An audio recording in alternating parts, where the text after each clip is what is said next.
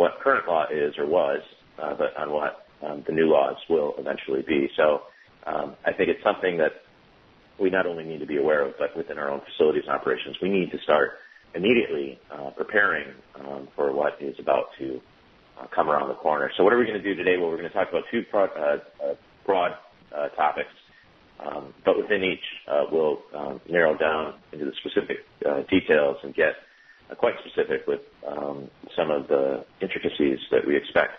The first is, what will the new rules require? What will the new rules, as they apply to the manufacturing of animal feed, require of us manufacturers and also those in the distribution chain? So it's really a sense of our discussion today about what are the new rules, what are the new requirements going to be, what's written on paper, and what's going to be expected of us.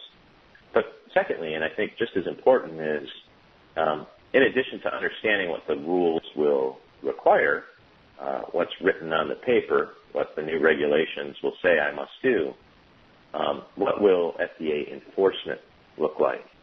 How will FDA enforce those new rules? What will FDA do to ensure that your facility or your company is indeed complying? And what are some of the challenges that we're going to face as we move forward and we begin interacting with FDA as it is pursuing its enforcement activities with respect to our own operations? So I think both of those categories are very important. You know, it'd be one thing just to talk about the new rules and say, well, this is what you now must do, but without the added perspective and viewing those rules through the lens of what does FDA enforcement really look like when it happens, either on a routine basis when they show up in our facilities at some point in the next 12 months, or in a crisis scenario when they show up in our facilities because there's emerging health concern or contaminants are found in our products. What will that look like?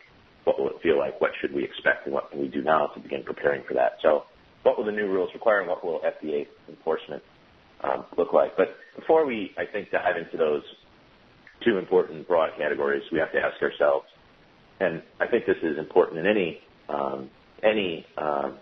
when we're dealing with any topic, is why do we care? Why is it that a whole lot of us today took time aside to sit and listen to this presentation? Why are we doing research on the internet with respect to what the new rules will mandate? Why are we spending time thinking about this, and we could be doing other things, because there's always plenty on our plate? And the reason we care is, and I touched on this early on, is because for the first time ever, FDA will have a very, very, very, very close, and perhaps whether you think it's good or not, intimate relationship with respect to our operations, our programs, even our employees, our management, and ultimately our products.